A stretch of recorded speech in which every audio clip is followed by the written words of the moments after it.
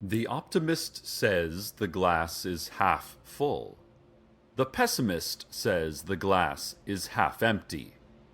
It is only the truth seeker who wonders, why is the glass there? Why is there water all over the floor? Why is it covering every other surface of the house? Who, or what, is doing this to us? Welcome to Night Vale.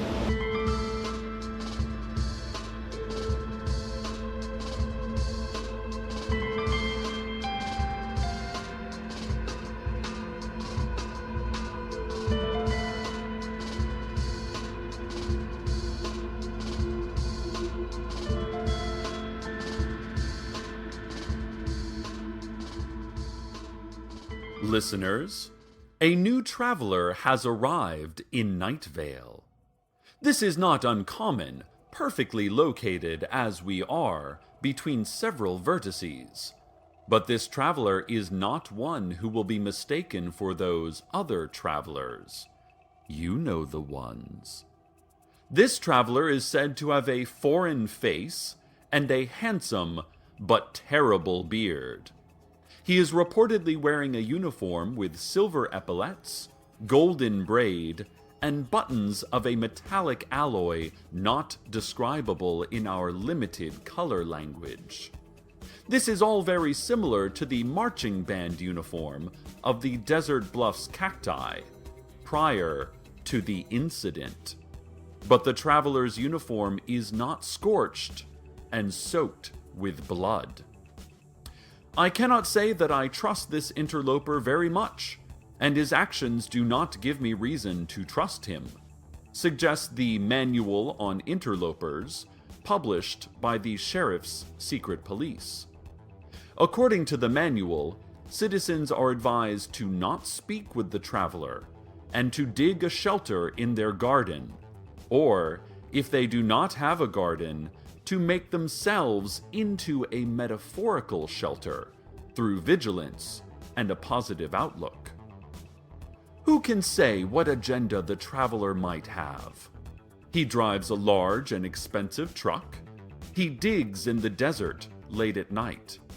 He does not seem adequately respectful of forbidden areas. And he has already married Night Vale's third most beautiful woman, Cactus June. He persuaded her to come down from her cactus, and he has married her. I am looking at a photograph of the wedding in the newspaper at this very moment. Now, I am drinking something. Now, I am eating an enchilada that was just handed to me.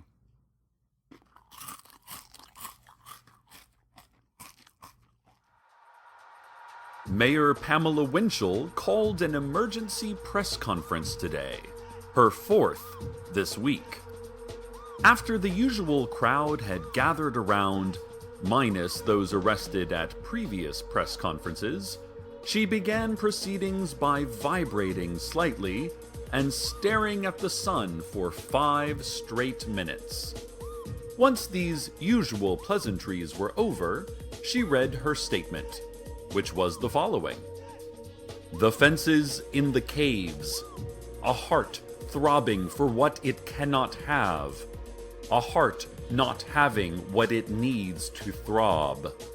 The fences in the caves, heat from below and above, but all is cold betwixt. The fences in the caves, the fences in the caves. Then she vanished in a puff of green smoke. Several follow-up questions were asked, but since no one was at the podium, none of them were answered. Many of the questions were rhetorical anyway. After the round of questioning, a few arrests were made, and the chosen journalists were led away to wherever journalists are taken when they disappear forever. All in all, a relatively uneventful press conference. And now a public service announcement. The Night Vale Psychological Association recommends that you spend at least 30 minutes each day believing what you see. The NVPA cited a study showing that more than 60% of all working citizens live in a self-created dome of obstinance, distraction, and surreal fantasy. When confronted with actual things outside of their own understanding, referred to by the psychologists as real life, most test subjects closed their eyes and pretended there was a spider or something on the ground. The study does warn that trusting your own eyes can lead to some dangers.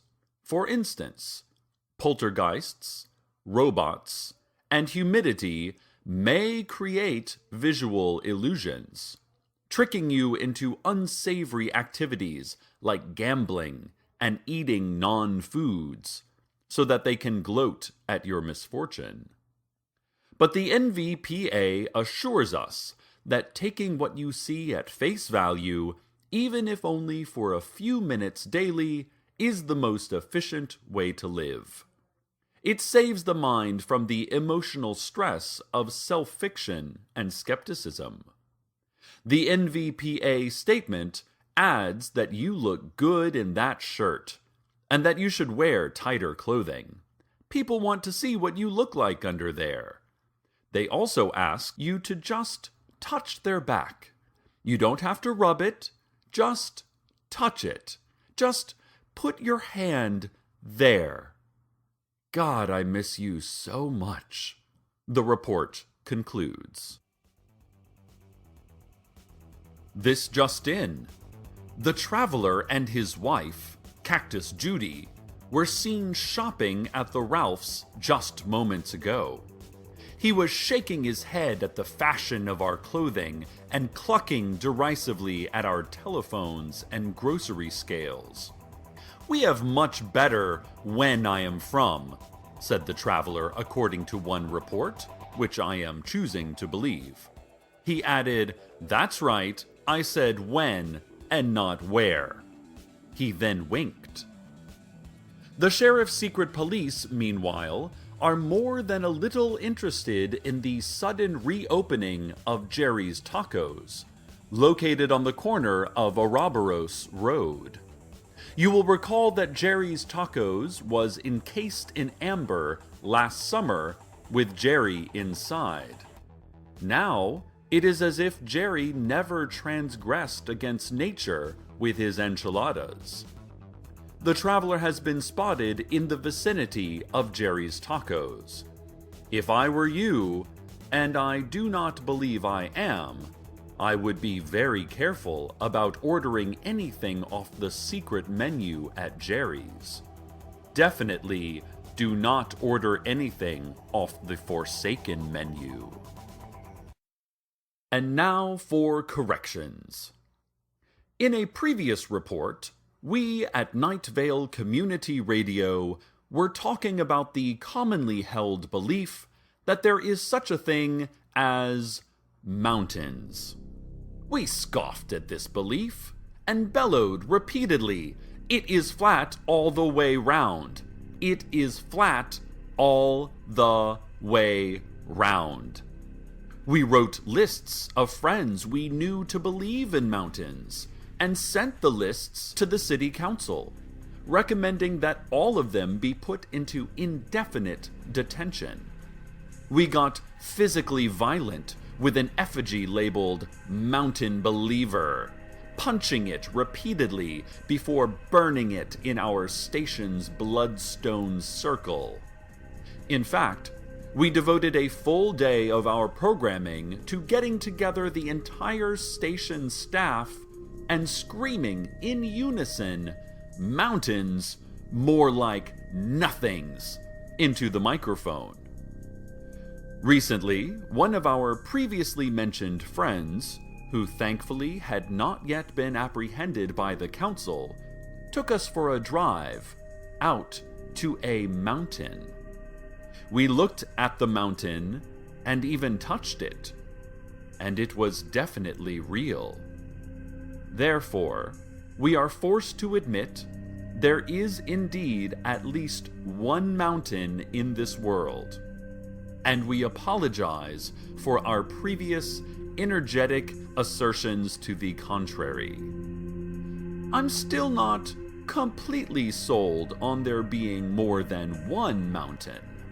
It's possible that the mountain apologists built a single mountain in order to prove their skewed worldview. Not certain, listeners, not certain, but possible. This has been Corrections. Here now is an update. We're getting reports that the traveler was just seen standing on the tailgate of his truck and addressing a small crowd of curious people. I have traveled here from the future. I have saved Night Vale from destruction, and I will save it again, the traveler reportedly said to the crowd. You do not know this because your memories have been changed along with the course of events. Now that I have altered the past, I cannot return to my own time. I am staying here. I will show you the way. I hope you enjoy my enchiladas.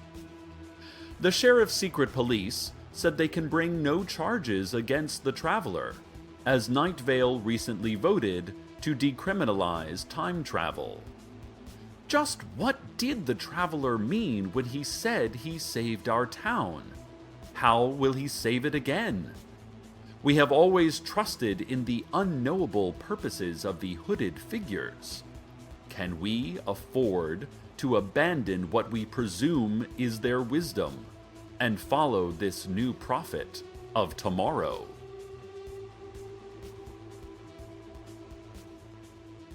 And now a paid editorial sponsored by Yelp.com.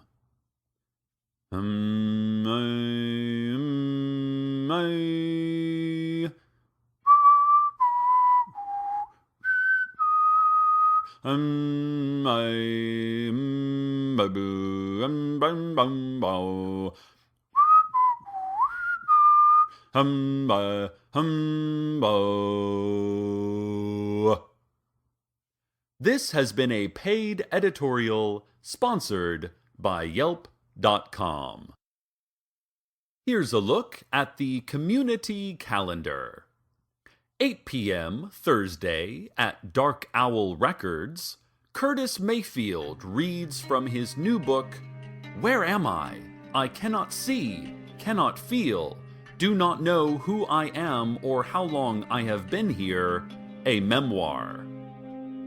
Friday afternoon is free admission day at the Children's Science Museum. After school, take the kids to the newest exhibit, Frogs, Truth or Legend. They've also installed a new interactive learning room where young scientists can play freely with such scientific items as paint thinner, nail polish remover, glass cleaner, and a half-empty bucket of grout starter. Saturday has been merged with Sunday to create Super Day. Monday will not harm you, but you should stock up on latex gloves nonetheless. And Tuesday is Hornet-free dining at the Olive Garden. More news soon, but first, the weather.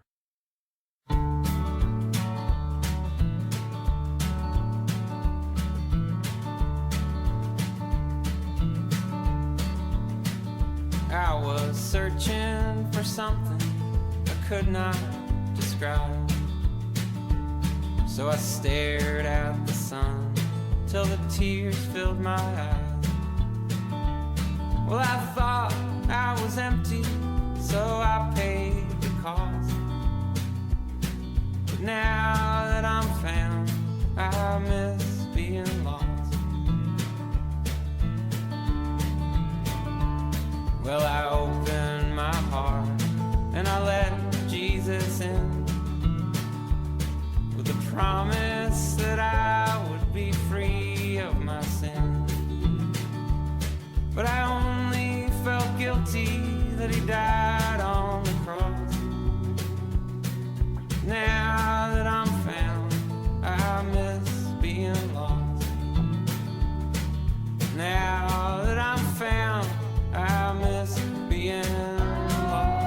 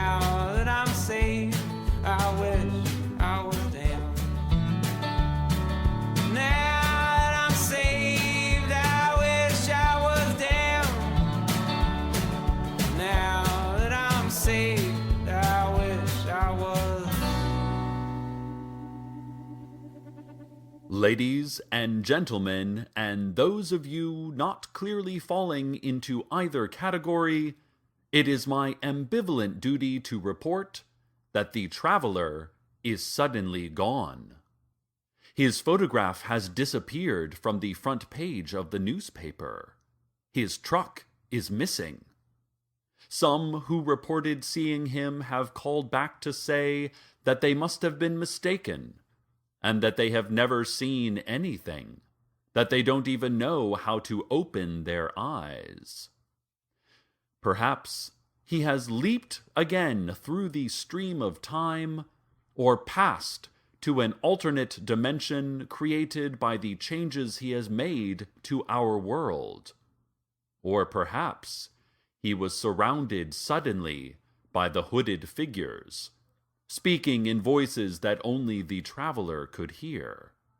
Perhaps they closed in on him, and he panicked as their circle tightened and tightened around him until all that could be seen by horrified onlookers were the hooded figures. And perhaps, just as suddenly, the hooded figures were gone, and nothing remained of the traveler except for a pile of indescribable buttons from his uniform, left scattered around the hole in the vacant lot out back of the Ralphs. Whatever happened, I can only say, farewell, traveler. In other news, Jerry's Tacos, now and forever, shall be under the management of the hooded figures. Plants in the vicinity of the restaurant have already begun to wilt, and animals and insects are avoiding the area. The restaurant has been renovated to resemble a 9-meter-high black monolith with no visible entrance. If we learn of any change in the menu or pricing, you will be the first to know. Finally, we are pleased to end today's broadcast with some happy news from Night Vale's hospital. There have been several additions to the community. Talk Wallaby's wife, Herschel, has given birth to an adult man's detached hand, which they have named Megan. The Black Dauphin has given birth to a smooth metallic pellet of astonishing density. It joins 3 previous pellets with similarly curious properties currently being kept inside a safe in the Sheriff's Secret Police's Secret Police Vault. and the beautiful widow, Cactus Jane, whose husband we no longer remember at all, is glad to bring into this world a baby boy she has named Champ. The birth was attended by several agents from a vague, yet menacing government agency. Champ is said to be a child with a foreign face and a handsome but terrible beard.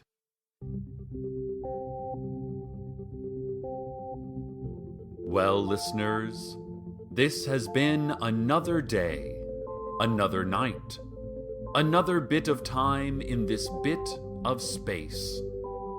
I'm sitting at my desk, feet planted on old, thinning carpet, but in my mind I am anywhere but. I am above, in the sky above, looking down at our little Night Vale. I see the lights in grids and curves, and the places where there are no lights, because they are off, or missing, or invisible. I see roads with cars, and the cars have people in them, and the people are traveling through the dark in the comfort and light of the cars, and I see all of this from above. I see where the town gives way gradually to the desert, the last few lights from the last few homesteads, like stray sparks from a campfire, tossed out into the absolute black of the scrublands and the sand wastes. I see the orbit of citizen around citizen, all these ordinary Night Valians about their ordinary lives in this singular, extraordinary place we call home. Moving higher into the cold, thin air of the upper atmosphere, I see below me the crisscrossed lines of contrails and chemtrails, the signature of air machines that have long since moved on, the footprint of our civilization upon the night sky. And looking up, I see only the stars and the void, all a little closer than they were before, all still so unreachably distant. I have something of urgent importance to tell you, but I will tell it to you later, or I will tell it to you not at all. Certainly I will not tell it to you now. Now I merely look, from the vantage point of my own imagination, down at a town busy with its own existence. And for now, existence is enough. Stay tuned next for an exact word-for-word repeat of this broadcast that will seem to you imperceptibly but unshakably different, although you will never be able to explain why. Good night, Night Vale. Good night.